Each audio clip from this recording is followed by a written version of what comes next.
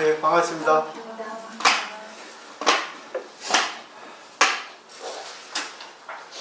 저희가 불교 공부를 하는 데 있어서 거의 대승불교를 공부했지, 소승불교, 그 근본불교, 상자부 불교를 공부한 거는 오늘 이번에 두 번인 것 같아요. 저번에 이제 부처님 일대기를 공부한 것이 처음이고, 두 번째 법구경을 공부하는데, 지금까지는 뭐 법구경에 대한 해석을 여러 가지 관점에서 이렇게 설명을 드렸거든요.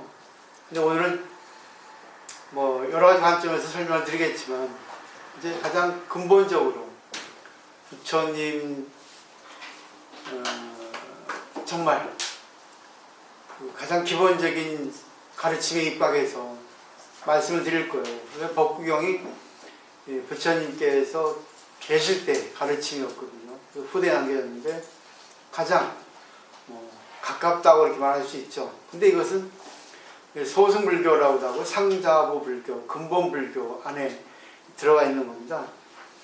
그렇기 때문에 가장 근본이라고 할 수 있어요. 대승불교는 약간 세련된 불교죠. 그리고 약간 철학적으로 전개돼서 그것이 이제 더 어렵기도 합니다, 사실은. 근데 사람에 따라 어렵다 하는 것이 달라요. 법구경이 어렵다는 사람도 있고 대승불교가 어렵다는 사람이 있어요. 하여튼 양쪽 다 마음을 비우는 거는 마찬가지인데, 이 마음을 어떻게 비우냐 하는 방법론에 대해서 좀 다를 뿐입니다. 그러니까 불교가 하나만이 불교가 아니고 너무나 많은 불교가 있기 때문에 하나를 가지고 단정을 지으면 그 사람은 공부 안 한 거예요. 단정을 짓지 말라고 했거든요. 물론 어떤 경우에 있어서 단정을 지어야 할 필요는 있지만 그걸 고집하면 문제가 됩니다. 오늘 그 내용에 대해서 설명을 드릴 거예요. 오늘은 교재 121페이지 꽃의 품이에요. 개성은 44번째 개성입니다. 같이 읽어보죠. 누가 이 땅과 이 양화의 왕국과 이 천상계와 인간계를 정복할 것인가? 화환을 만드는 자가 꽃을 따모으듯 누가 잘 절여진 진리의 말씀을 따모으랴. 여기 누가 진리의 말씀을 잘 자기 꼴로 만들고 실천하는 그거겠죠. 넘겨보죠. 45번 개성. 하긴이 이 땅과 이 야마의 왕국과 이 천상계와 인간계를 정복하리라. 화환을 만드는 자가 꽃을 따모으듯 하긴이 잘 절여진 진리의 말씀을 따모으리. 결국 여기서 주어가 하긴이에요. 하긴은 공부하는 사람. 여기서 스님들이 해당이 되겠지만 우리가 지금 공부를 하니까 내가 지금 하긴이라고 생각을 하셔야 되겠죠. 결국은 나중에 설명드릴게요. 그 다음에 이제 46번 개성. 이 몸은 물거품과 같다고 알고 아지랑이와 같다고 깨닫는 님은 악마의 꽃들을 잘라버리고 죽음의 왕의 시야를 넘어서리라. 그 다음에 이제 47번 개성. 오로지 꽃들을 따는데 사람이 마음을 빼앗기면 경류가 잠든 마을을 휩쓸어 가지고 악마가 그를 잡아간다. 48번 개성. 오로지 꽃들을 따는데 사람이 마음을 빼앗기면 욕망이 채워지기 전에 악마가 그를 지배한다. 그리고 49번 개성. 색깔과 향기를 지닌 꽃은 꿀벌이 건드리지 않고 오직 꿀만 따서 나르듯 성자는 마을에서 유행한다. 50번 개성. 남들의 모습을 남들이 한 일과 하지 못한 일을 살피지 말고 오로지 자신의 한 일과 하지 못한 일을 살펴보라. 이 대략적인 내용을 살펴보더라도 결국 수행은 자기에게 있지 남에게 있지 않습니다. 근데 우리는 공부를 하면서도 남에게 탓하고 남을 지적하고 하죠. 물론 그것도 필요하지만 단체에 있어서는 결국 공부하는 사람이 많이 모인 곳에서는 서로가 내 잘못입니다 하죠. 문제가 생기면. 그래서 하나하나 살펴보도록 할게요. 자, 44번 개성을 먼저 보면, 누가 이 땅과 이 야마의 왕국과 이 천상계와 인간계를 정복할 것인가 했어요. 이 땅은 이 사바세계죠. 야마의 왕국은 천상세계를 6개로 나눕니다. 이 천국이 아닙니다. 극락세계가 아닙니다. 우리 인간 세계보다 한 단계 좀 수준이 높은, 좀 환희의 세계라고 하죠. 육욕천이라고 하죠. 사천, 항천, 도리천, 야마천, 도설천, 화락천, 타화자재천. 결국은 이거는 세 번째죠. 그리고 도리천에 부처님 어머니가 계신다고, 도설천에 지금 미륵보살이 지금 이제 하강하려고 대기하고 있다는 거죠. 왜 그러냐? 도설천은 중간입니다. 야마천도 도설천도. 도설천이 이제 더 한 단계 이라고 볼 수 있고, 여기서 이제 정해진 거예요. 그러니까 일생보초에 보살이 되면, 그러니까 수행을 많이 해서 다음 생에 태어날 때는 부처가 된 기약을, 보증을 받았으면 우리가 죽어서 도설천에 가는 거예요. 그리고 이 때가 되면, 시절이 오면은 이제 부처로 태어나는 겁니다. 그래서 일생보초의 보살이라거든요. 보살행을 많이 해야 돼요. 오로지 남을 위해 살아야 됩니다. 오늘 한번 가르쳐 보면서 정리를 한번 해보면 좋을 것 같아요. 화환을 만드는 자가 꽃을 따 모으듯 누가 잘 설해진 진리의 말씀을 따 모으려. 결국은 공부를 많이 해서 화환을 만들어야겠죠. 근데 여기서 보면 누가 진리의 말씀을 다 자기 걸로 만들겠냐. 그 다음에 넘겨보시면 45번 개정. 학인이 그걸 한다는 거죠. 학인이 이 땅과 이 야마의 왕국과 이 천상계와 인간계를 정복하리라. 화환을 만드는 자가 꽃을 따 모으듯 학인이 잘 설해진 진리의 말씀을 따 모으리. 천상세계라 해봐야 중생의 세계입니다. 이 중생세계는 욕계세계, 무색계 이 세 가지 분류로 나누는데, 하여튼 인간의 세계는 수준이 조금 높고 낮고 있을 뿐이지, 일단 인간의 세계는 중생세계입니다. 천상세계도. 육도윤회라고 아시죠? 육도윤회를 벗어나려면 성문연각, 보살, 부처의 세계로 넘어가야 됩니다. 그런 불교를 공부해서 자기를 없애야만, 무아가 되어야만 되는데, 그 가르침을 오늘 배우시는 거예요. 초기 불교입니다. 가장 기본이 37조도품입니다. 37가지 도를 돕는 그런 가르침이 있어요. 나중에 한번 정리해서 말씀드릴게요. 46번 개송. 여기도 나옵니다. 이런 것을 의지해서 대승경전이 나온 거예요. 그냥 대승경전은 따로 나온 게 아닙니다. 이 몸은 물거품과 같다고 알고 아지랑이 같다고 깨닫는 이는 악마의 꽃들을 잘라버리고 죽음의 왕의 시야를 넘어서리라. 결국 무상이잖아요. 실체가 없는 거잖아요. 대승불교의 공, 소승불교에도 공이 있었습니다. 공이라는 말이 나오지 않았을 뿐이지. 이 가르침은 전부 공의 내용이에요. 공이라는 말을 써서 철학화시킨 거지.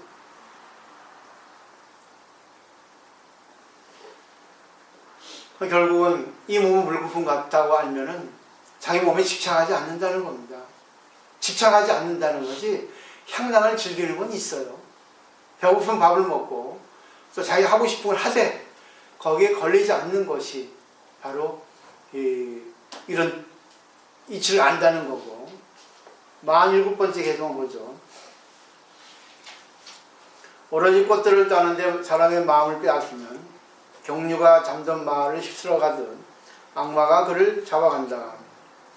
이 꽃이라는 거는 결국 무슨 세상의 향락이라든가 욕망이라든가 명예라든가 지위라든가 또 진리라고도 할 수 있겠죠.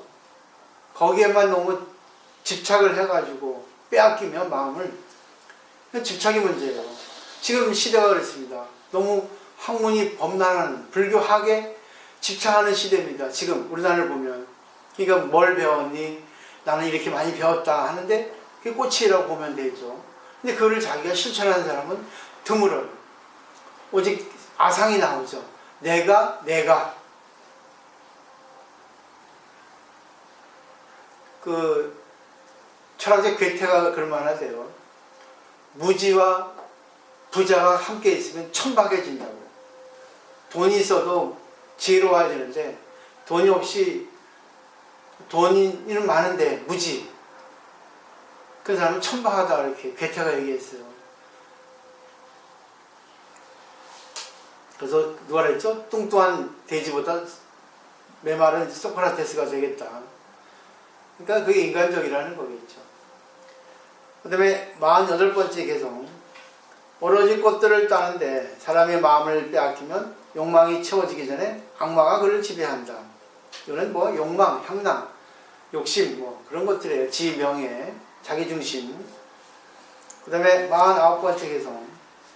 색깔과 향기를 지닌 꽃은 꿀벌이 건드리지 않고 오직 꿀만 따서 나르듯 성자는 마을에서 요양한다.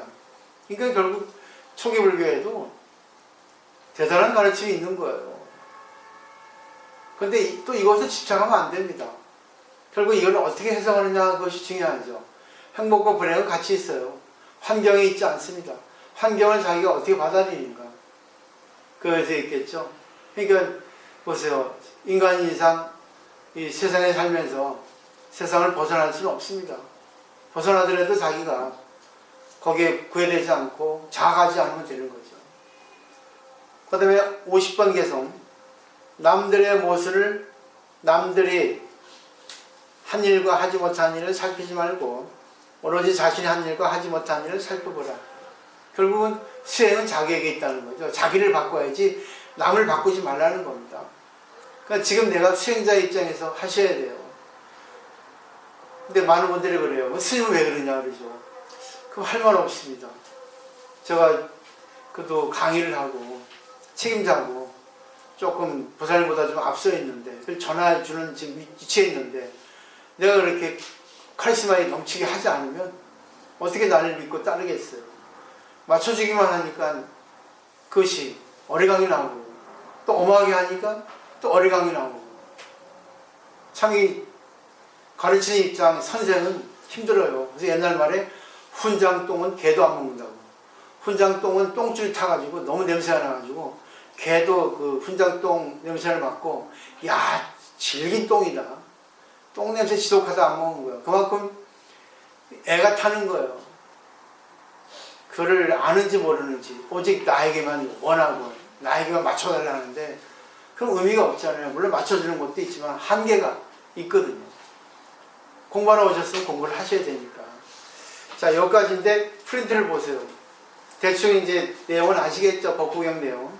그냥 하나 설명을 드리려고 하는데 오늘은 조금 이론적으로 정리를 했습니다.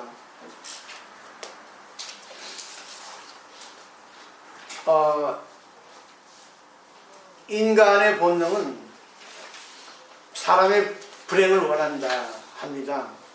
예, 불교에서 무명이라 합니다. 무명은 자기중심이고 항상 자기 입장만 생각합니다. 그래서 인간의 본능은 원래 무기, 기록이 없이 좋은 게 나쁜 게 없는데 근데 이것이 자기의 행복만 원하고 남의 불행을 원해야지만 자기 행복이 더 쉬워지거든요.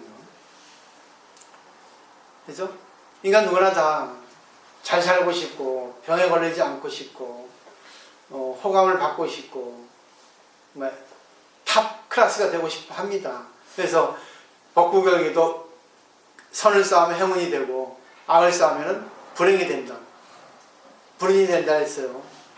이런 이치를 알고 계십니다. 공부를 하지 않아도 자기가 좋은 일 하면 기분 좋고 나쁜 일 하면 기분 나쁘고 나쁜 일 하면은 운이 안 열린다. 알고 있습니다. 알고 있는데 왜 안 됩니까? 그리고 항상 자기는 괜찮고 남이 한 거는 믿고 남의 목소리를 듣기 싫고 남이 밥 먹는 소리조차 듣기 싫고 그래야 되거든요. 왜냐하면 본능이기 때문이라 그래요. 본능. 그게.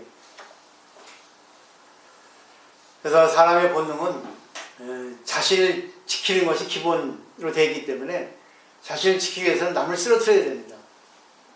근데 이 마음이 있어서 자기가 지나해갖고 살아갈 수 있었어요. 어떻게 보면 고마워요. 근데 이게 지나치면 안 되는 거죠. 그래서 남보다 잘 되고 싶다고 하는 마음은 자신의 유전자를 남기고 싶다는 그런 마음과 연결된답니다. 또 본능, 12년의 무명은 두 가지예요. 자기 보호 본능, 자기 생명 존속 본능, 자기의 유전자를 남기고 싶은 거죠. 이세를 남기고 싶은 거죠. 그래서 이기적 유전자라고 하는 말이 있습니다. 책도 나왔고 한번 읽어보시길 권해요. 여기는 상당히 참 리얼한 내용이 나옵니다. 결국은 자기에 있어서 욕망이나 뭐 명예나 또 뭐 여러 가지 의욕, 그런 것은 자신의 유전자를 남기고 싶다는 거예요. 좋은 유전자. 그래서 이기적 유전자에서는요, 자신의 좋은 유전자를 남기기 위해서는 경쟁 상대가 불행하게 되지 않으면 자신이 유리하게 안 되고 올라가지 않기 때문에 항상 경쟁 상대를 불행하게 하려는 마음이 내재되어 있다는 겁니다. 그러니까 질투가 기본이에요. 그래서 경쟁 상대에게 이익을 주는 것은 본능에 위반된다고 이렇게 말할 수 있겠죠. 근데 이 본능은 내 상대보다 내가 더 낫고 싶고 또 자신의 행위, 자신의 의견에 대해서 반대하는 사람은 때려주고 싶고 미워하고 싶다는 것이 기본 본능이라는 거예요. 그래서 우리가 이제 여기서 이제 부처님 말씀을 의지해서 지금의 내용을 연결시켜 보죠. 왜냐하면 요즘 현대 학문에 있어서는 이것이 다 발견됐습니다. 특히 뇌과학자가 이런 얘기를 많이 합니다. 심리학자도 마찬가지, 철학자도 그렇고. 왜? 인간의 심리를 너무너무 연구하고 가지고 하루를 보내니까 거의 다. 부처님 깨달았을 때 아시죠? 화엄경 열애 출연품에 일체 중생에게는 열애의 지혜와 덕이 갖춰져 있건만 단지 망상 집착 때문에 그를 징득하지 못한다. 그걸 알기 쉽게 번역을 하면 부처님은 깨달았을 때 우리들의 마음이 이미 지혜와 덕을 갖추고 있다는 걸 알았어요. 근데 그 힘을 발휘할 수 없는 것은 왜인가? 망상 집착이라는 겁니다. 망상 집착. 망상이라는 것은 자기라는 것이 자기라고 최고라고 하는 망상, 착각이 있는 거예요. 그 집착하게 되는 겁니다. 그러면 공식이 어떻게 되겠어요? 논리가. 망상 집착 때문에 중생이 되기 때문에 망상 집착만 하지 않으면 부처가 된다는 얘기예요. 우리가 선언록을 매일같이 공부합니다. 마음을 싫어하잖아. 수행할 필요 없다잖아. 자기가 부처님이라는 걸 알면, 자기 욕망만 내려놓으면, 자기 생각만 내려놓으면 그것이 바로 부처로 가는 길이라 했어요. 그리고 뭐죠? 그 팔상성대에 보면은 부처님이 깨달았다는 그 부분을 수화항마상이랍니다. 보리수 아래에서 마군을 항복받았다. 마군이 뭐예요? 육체적인 유혹, 경제적인 유혹, 정신적인 유혹, 세 가지 면입니다. 저 우리는 갖고 있잖아요. 그거를 자기가 드날리려고, 폼내려고, 잘난 척하려고 얼마나 막 상대를 갖다가 휘어 팝니까? 그렇지 않은 사람도 그 내면에는 갖고 있다는 거예요. 또 부처님은 정리한 거죠.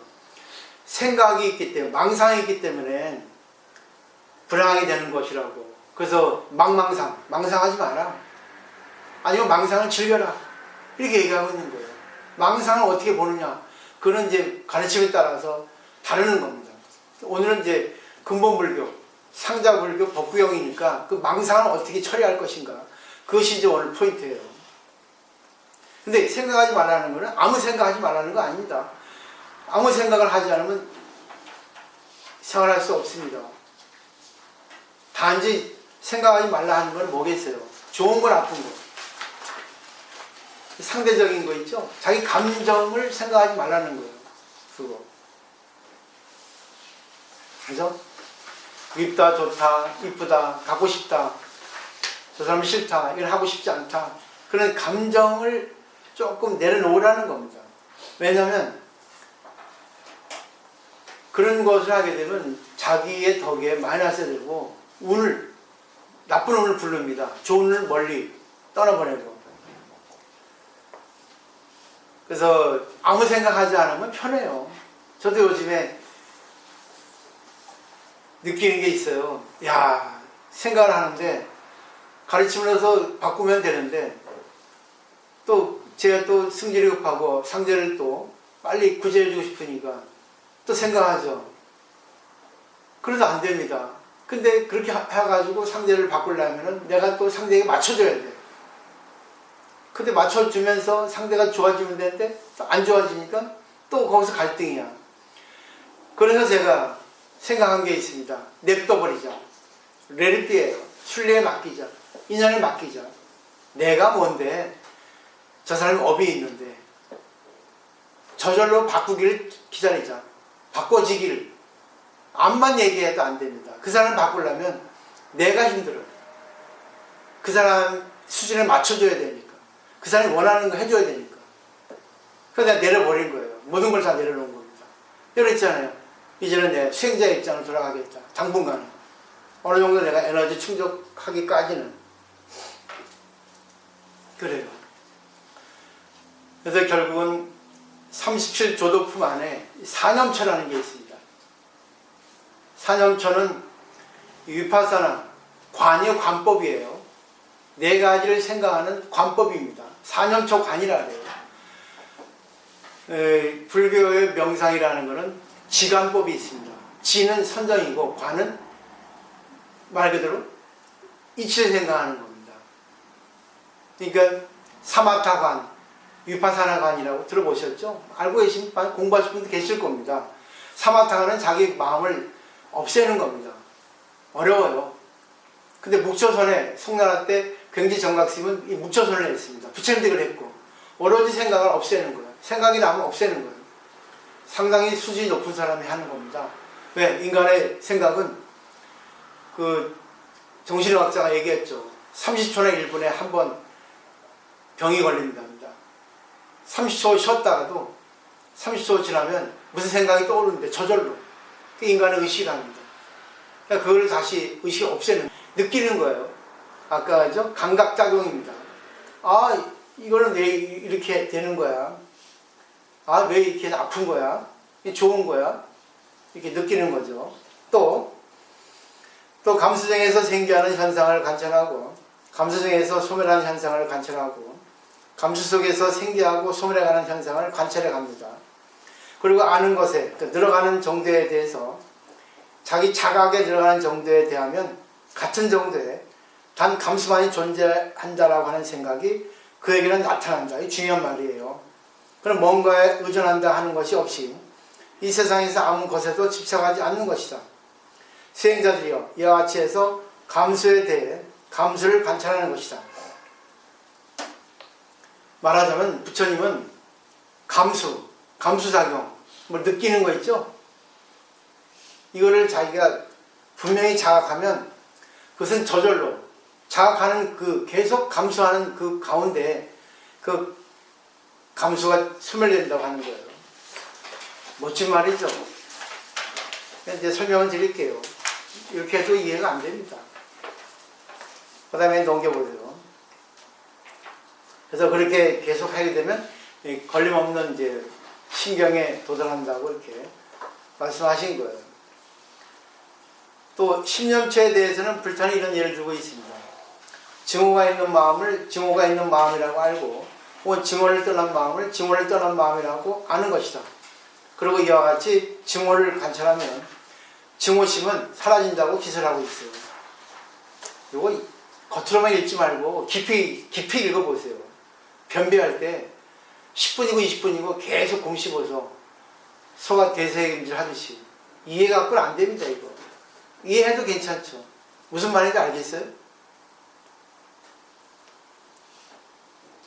그 다음에 따라서 누구를 만나거나 누군가를 생각하거나 해서 증오심이 일어나면 지금 증오심이 일어났다. 지금 증오심이 일어났다라고 자기 보고하는 거예요. 상황 중계하는 겁니다. 이게 바로 사념초가 아니에요. 그와 같은 증오를 자각하면 증오심은 객관적인 존재가 됩니다. 주관으로서 마음에 황폐하고 아주 미친 그런 마음은 사라지게 돼 있어요. 싫은 사람을 만나거나 생각하거나 해서 싫은 사람이라고 생각할 때도 마찬가지입니다. 그렇게 생각하는 생각에 지금 싫다고 하는 마음이 일어나고 있죠. 계속 지금 싫다고 하는 마음이 일어나고 있죠. 이걸 자기가 관하는 거예요. 이게 관법이에요. 아, 왜 저 싫은 마음이 일어나? 왜 싫은 마음이 일어나는 거야? 아, 싫어, 싫어. 왜 또 일어나는 거야? 싫은 마음이 일어나면 안 되지. 안 났네. 또 싫은 마음이 일어나네. 이런 식으로 계속 자기 상황 중계하는 겁니다. 아나운서처럼. 이게 자기 보고. 이게 자기 보고 하는 거예요. 자기가 자기에게 자기 보고 하는 거예요. 그러니까 자기 마음이 또 하나의 마음에게 보고하는 겁니다. 근데 이것을 방치하기 때문에 저 사람은 또 이런 짓 했고 저런 짓 했고 계속 뭐예요? 증폭되는 거예요. 계속 뭐예요? 일파만파되는 거예요. 며칠 전에 또 했지. 그때 또 했잖아. 또 저런 일. 아, 정말 계속 증폭되는 거예요. 근데 왜 내가 이런 마음을 나오고 있지? 계속 미운 마음이 나오네. 왜 미운 마음이 나오네? 계속 미운 마음이 나오네. 계속 미운 마음이 나오네.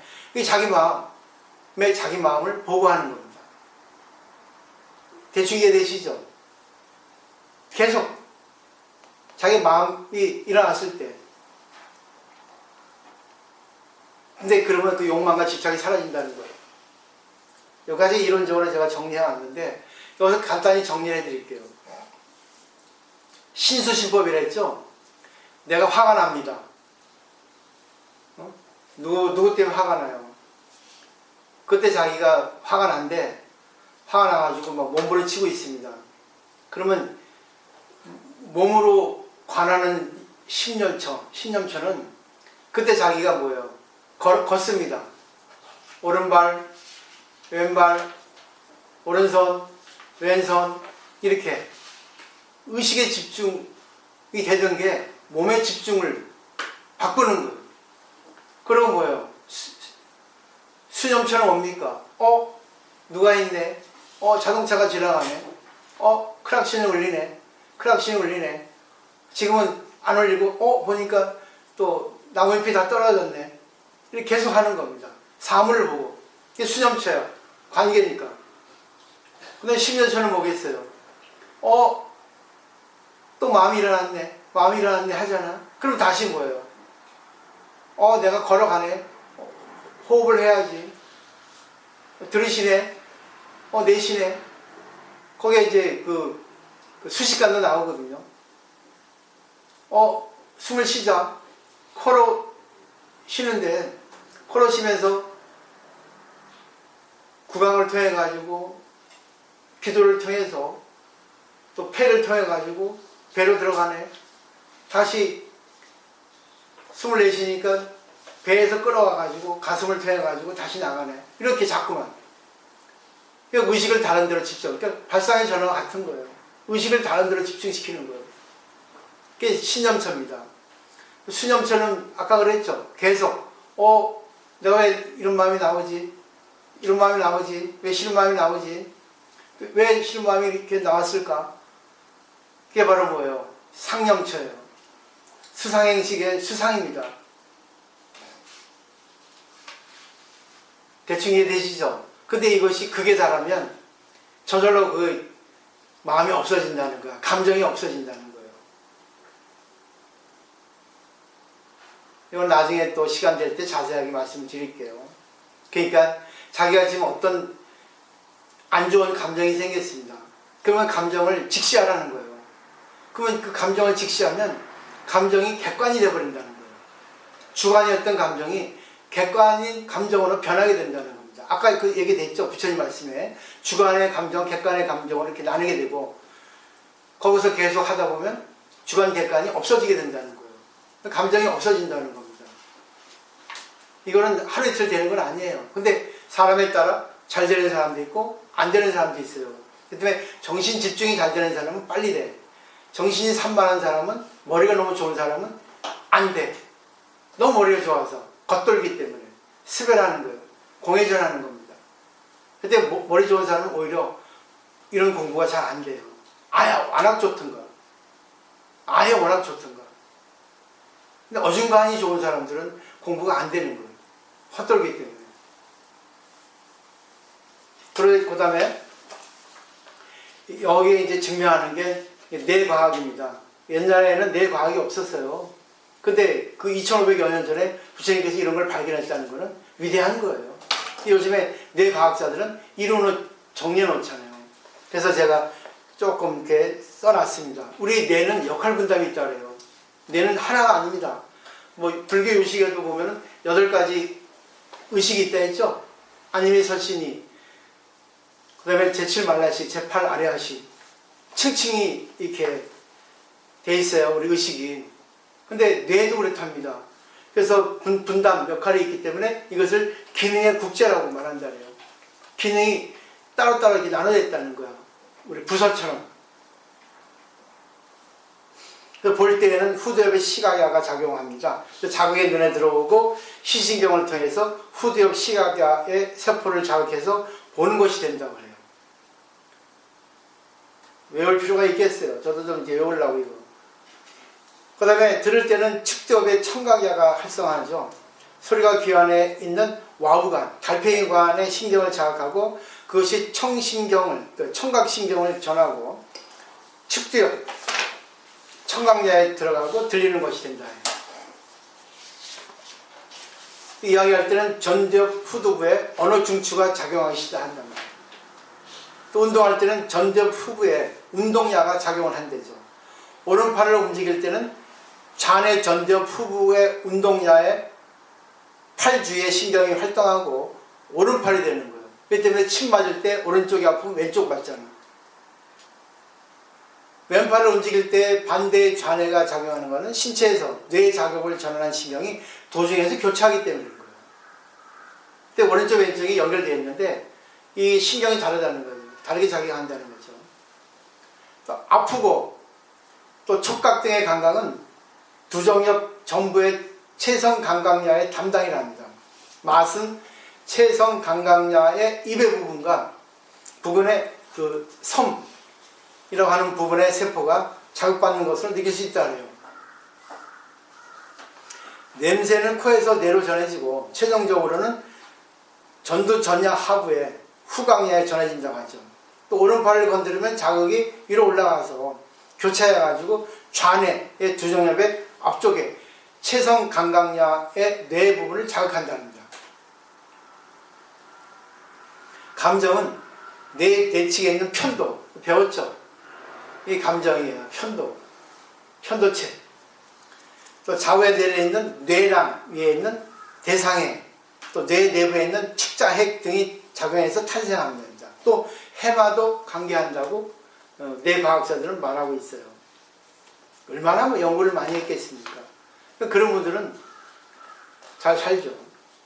또 고민하거나 화내거나 미워할 때는 주로 편도, 대상해가 작용하고 기뻐하거나 즐거워할 때는 주로 측자핵이 작용을 한다 그래요. 담당하는 부서가 다릅니다. 기능의 국제라는 거예요. 또 계속 고민해서 우울에 빠지면 대상의 후방의 활동이 증가하고 우울증이 났으면 이 활동이 줄어든다는 것도 알 수 있습니다. 그러니까 이거를 갖다가 우리가 알게 되면 내가 감정이 생겼을 때 감정을 바꿀 수가 있다는 거예요. 생각을 바꾸든가 아니면 생각을 계속해서 생각이 끊어질게 바꾸는 거죠. 그래서 말과 감정과 뇌의 시스템을 보면은 자신의 신체 부분에 몸에 자기의 생각을 이렇게 향하죠. 그럼 그 자극은 운동야나 체성 감각에게 전해진다고 합니다. 그러니까 자기가 마음이 아프면 어때요? 운동을 하죠. 노래 부르죠. 그러면 없어지죠. 그런 식입니다. 근데 실제로 움직이지 않아도 뇌가 긴장을 하거나 그래가지고 어떻습니까? 다리가 긴장하긴 하는 거예요. 그러니까 우리가 아픈 곳에 있으면 아픈 곳에 신경이 가게 되어 있는 거예요. 자, 이렇게 우리가 몸 쪽에 이제 신경을 두면, 관심을 두면 고민이나 증오 시에 활성화하는 대상의 활동이 저하는 걸 알 수 있어요. 이거 이해되시죠? 그죠? 뇌에서 지령을 받아가지고 바꾸자 하는 거예요. 몸 쪽으로 가자. 그래서 운동야가 작용을 하는 거예요. 그래서 신체 부분에 주의를 하면 고민, 화, 불안이 감소합니다. 그래가지고 요즘은 뭐예요? 화가 나면은 때려 부시는 데 있잖아요. 일본에 있었지만 우리나라도 서울에 가면 있다 하지. 막 물건을 부셔가지고 화풀이 하는 거. 근데 그거는 일시적이 안 돼. 일시적. 우리는 공부를 통해서 자기의 정신세계, 의식의 세계 메커니즘을 잘 알고 자꾸 바꾸는 훈련을 해야 되거든요. 그래서 이야기할 경우에도 감정 억제 작용이 있다는 겁니다. 물론 실수했을 때 나는 안 된다 하고 이렇게 뭐 투덜거리거나 화가 났을 때 진짜 저 사람 싫다고 이렇게 자신에게 말하죠. 아플 때 아프다고 말하고 낙담할 때 아이고라고 해를 차죠. 불평하지 말아야지 생각해도 순간 불평을 하게 됩니다. 근데 어떤 것이라도 이야기하는 행위가 실수했던 불안이나 화, 싫은 마음, 낙담의 감정을 억누르기 때문이에요. 그때 말로 한다는 얘기예요. 근데 또 이것도 여러 가지 또 생각이 있어요. 말로 안 좋다 안 좋다 하면은 감정이 같이 또 동조하는 경우도 있고, 말로 안 좋다 안 좋다 하게 되다 보면 그것이 다 했을 때 철저하게 위파사나가 많이 됐을 때, 그러니까 사념처 많이 됐을 때 어느 순간에 없어진다는 거예요. 왜? 실체가 없기 때문에. 아까 부처님 말씀 들었죠? 대념석용에서. 그래서 가장 기본이 신념처를 하는 겁니다. 첫 번째 있는 거예요. 몸에 관념을 쏟는 겁니다.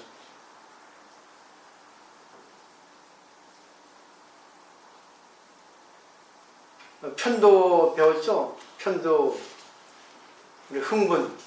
그것이 또 심해지면은 들뜨게 버리게 되고, 또 자극을 아주 높이 받으려 하기 때문에 계속 뭐예요? 타락해집니다. 자극은 끝없이 계속 받는 거예요. 음식도 보세요. 요즘에 스파이스가 없으면 못 먹습니다. 싱겁게 먹어야 되는데 요즘은 어떻습니까? 스파이스 천국이에요. 향신료. 그러니 보세요. 뭐 치킨도 이상한 치킨이 많이 나오잖아요. 옛날에는 그냥 기름에 튀긴 거 하나만 가지고 맛있다 했는데 그건 맛없다 하잖아요. 가지고 이상한 소스를 쳐가지고 치킨 또 뭐야 전문 또 그런 회사도 생기고. 그래서 편도에서 그 도파민이 많이 나왔을 때 그걸 억누르는 방법은 뭐랬습니까? 세로토닌을 했죠. 근데 그걸로 갖다가 하기에는 방향 전환시키는 거예요. 몸에 집중하는 거예요. 아니면 손을 보고 아 손가락 5개가 이제 했네 보는 거지. 그리고 뭐야 걸어가는 거지. 숨을 새는 거지.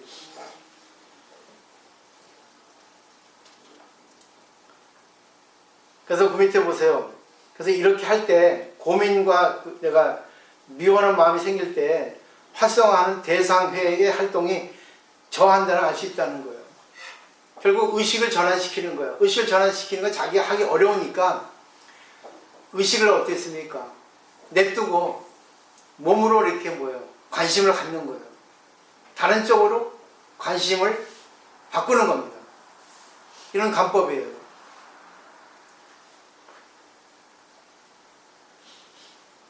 그래서 우울병 치료법의 하나에 장문요법이라고 있다 합니다. 글을 쓰게 하는 거예요. 우울증 걸린 애들한테. 많아요, 그런 것들이.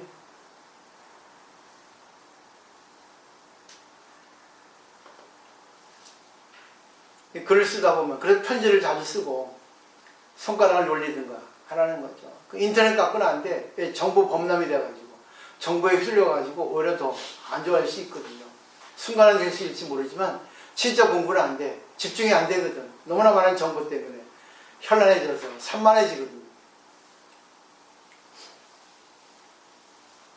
다시 정리하면은, 결국 우리 뇌라고 하는 것이 전부 마음에 의해서 이렇게 바꿔지거든요. 결국 마음이 중심이에요. 근데 마음을 우리가 어떻게 써야 돼? 그냥 마음을 바꾸기는 어렵잖아요. 계속 방법이 두 가지야. 계속 내가 지금 왜 남을 미워하는 마음이 생겼지? 왜 내가 남을 미워하는 마음이 생겼지? 이게 바로 위파사나 관이야. 사념청 아니라고.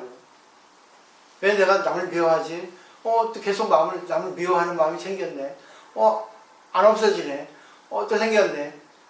자기가 자기 마음을 관하고 자기 마음을 갖다가 객관시 시키는 거예요. 왜 내가 이런 마음을 내지? 남을 미워하는 마음이 생겼네. 계속 이걸 뭐예요? 집중한다는 거예요. 그게 바로 이파사나간이거든요. 비슷해요. 계속 하는 거예요. 10분이고 20분이고 100분이고 정신 집중이 되는 거예요. 이 정신 집중 방법은 자기가 마음을 내려놓는 방법도 있고 어느 하나의 대상에 완전히 꼽히는 거예요. 그래서 밀교에서는 좌조밀교가 있는데 거기에 이제 성불하는 걸 그렇게 얘기합니다. 섹스할 때 클라이막스 이럴 때 그때 성불한다 그래요. 그때는 아무 생각 안 하거든. 너무 리얼하게 얘기하지만 나와 있어요. 이해하기 쉽잖아요. 우리가 보세요. 어느 하나에 자기 좋아하는 거 집중할 때 시간이 야 이 벌써 1시간 지났네. 자기 싫어하는 건 뭐예요? 아 시간 진짜 안 가네. 그러거든요.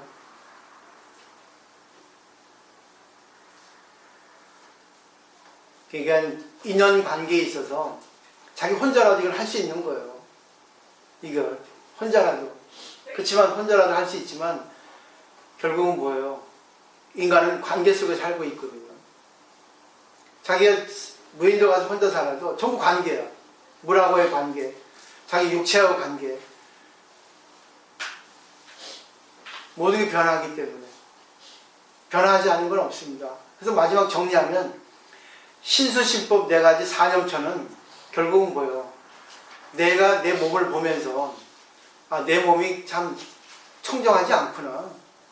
늘 변하기 때문에 부정하구나. 그러다 보니까 탐욕이 없어져요. 애욕이 줄어들게 돼 있어요. 조절되게 돼 있어요. 그 다음에 수념처는 어떻습니까? 아, 내가 사물과 관계에서 뭔가 감각자국이 나오는데 뭘 느끼는데 내 생각대로 안 되는구나. 그 다음에 신념처는 뭐예요? 무상이죠. 아, 내가 이렇게 생각했는데 야 역시 변하는구나. 변했잖아. 그러니까 자기가 후회하거나 탓하거나 할 필요 없다는 거예요. 그러다 보면 그것이 계속 증폭돼 가지고 더 나쁜 생각이 나온다는 거예요. 후회해가지고 달라지면 좋은데 후회해가지고 달라지는 건 거의 없대요. 후회해가지고 다음에도 또 그것을 실수하지 않는 경우는 없답니다. 다음에 또 실수할 경우가 많다는 거예요. 왜? 의식에 집중이 안 되기 때문에. 그 의식을 털어버리지 못했기 때문에. 자 보세요. 많은 우리가 공부를 해도 공부가 소화돼야지만이 공부가 잘 있게 되거든요. 근데 공부가 소화되지 않고 머리로만 빙빙 돌면은 결국은 지식이 죽어버리게 돼 있어요. 공부는 소화시키기 위해서 하는 거지 남에게 베풀고 말하기 위해서 하는 거지 쌓아주기 위해서 하는 것이 아니라고 쇼펜하고 얘기하고 있거든요. 맨 밑에 써놨죠. 게테의 말과 쇼펜하우의 말. 그때 독서를 할 때도 많이 하는 것도 중요해요. 근데 이걸 정리하는 게 더 중요합니다. 그래서 외울 필요가 있다는 거예요. 저 지금까지 외우지 않았거든요.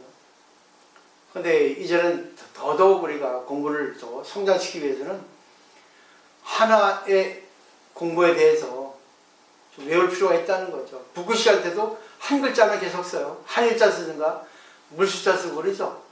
그죠? 영원한 영자. 뭐 썼어요? 강조보사? 영원한 영자죠? 그 기본이야. 공부사님도 마찬가지죠. 다 쓰잖아. 그죠? 영원한 영자 계속 100번, 1000번 씁니다. 나도 옛날에 썼거든. 영원한 영자 맞아요. 계속 씁니다. 한 글자만. 이치가 똑같죠? 그때 일이관지라. 무술 하는 사람도 운동하는 사람도 하루에 있잖아요. 그거를 1000번, 10,000번 연습해요. 그 때문에 우리도 마찬가지로 1000번, 10,000번 할 수는 없지만 발상의 전환 같은 거 이런 걸 자기 알고 자기에게 가장 맞는 가르침을 자기 걸로 만들라는 얘기입니다. 이것이 전부는 아니에요. 나는 항상 그러죠. 내가 난 고를 즐긴다 했잖아. 그래. 나는 내 마음을 내 마음대로 바꿀 수 있으니까. 자기 마음을 자기 마음대로 못 바꾸면 공부하지 않은 거예요. 바꿀 수 있어야 되거든요. 안 돼도 괜찮아. 실수해도. 다시 하면 되니까. 또 다시 하면 되니까. 어때요? 불교는 후회가 없습니다. 후회할 필요가 없는 거예요. 왜? 계속 달라지니까. 계속 성장하고 있으니까. 자기가 자기를 모를 뿐이지. 그 때문에 자기의 주관을 객관시하라는 겁니다. 자기의 마음을, 자기 마음을 또 보는 거예요. 그래서 마음을 정리시키는 거예요. 마음을 스톱시키는 방법이 4년초 관이라는 얘기예요. 그러면 마음이 없어지죠? 그죠? 마음이 스톱됐으니까. 그게 자꾸만 한 번, 두 번 하다 보면 이제 뭐예요? 단련됩니다. 그리고 자기가 언제 어느 때는 어떤 경우에도 마음을 스톱시킬 수 있는 능력이 아주 큽니다. 커지게 돼 있어요. 그러면 어떻습니까? 무화가 되죠? 그래서 4년초간은 위의 세 개가 중요하고 나머지 번병초는 저절로 되는 거예요. 이게 법수예요. 육반합리도 보시가 제일 중요하죠? 또 사성제도 고제가 제일 중요하죠? 팔정제도 정견이 제일 중요하죠? 정견만 되면 나머지는 그냥 따라가는 거예요. 이론은 분명히 아닙니다. 이론을 모르고 해버리면 해도 뭐예요? 업을 짓는 경우가 많아지게 돼 있다는 거죠. 대충 이해되시죠? 좀 새로운 각도에서 오늘 공부를 하신 거예요. 법구경은 그런 겁니다. 초기 경전이라 상자부 불교의 범주에 들어가니까 이렇게 조금 설명을 드리려고 제가 어제 정리를 좀 했어요. 그래서 초기 불교의 가장 기초 공식들 그런 것들을 이렇게 제가 조금 전해드릴게요. 그래서 호흡하는 거, 명상하는 것까지도 그런 것들 37조도품 그런 같은 거 알려드릴게요. 또 그 뭐죠? 구사론에 있는 또 75식에 대해서도 전해드리고 하도록 하겠습니다. 질문 있습니까? 역시 저는 강의하면 말이 빨라져요. 천천히 하려고 애를 써도 탄력이 붙었나. 그래가지고 이렇게 스피드를 좋아하죠. 요즘 스피드를 못 내가지고 발바닥에 좀 땀이 나야 되는데 근데 이상하게 나이가 들어서 그런지 내가 그때그때 맞는 걸 하게 되대. 요즘엔 등산하잖아. 뛰는 거는 무릎 때문에 못하고 등산도 무릎 때문에 그런데 그래도 천천히 올라가면 땀이 나고 그걸로 인해가지고 마음이 즐거워지니까. 근데 또 바뀝니다. 언제 어느 때. 지금은 너무 추우니까 겨울이니까 또 나이가 먹었으니까. 그래서 내가 하고 싶은 거를 이렇게 그때그때 따라서 합니다. 그러니까 저하고 보살님들은 같이 공부하는 거예요. 서로가 서로의 입장을 이해하고 배려하고 서로 같이 이렇게 존경하고 공부하시면 될 것 같아요. 왜? 보살님들 공부를 잘 하셔야지 부처님이 웃고 계시지 않을까. 뭘 바랄까요, 부처님? 서로가 서로를 위해서 서로에게 도움이 되는 도반이 되어야 되겠죠. 마치도록 하겠습니다.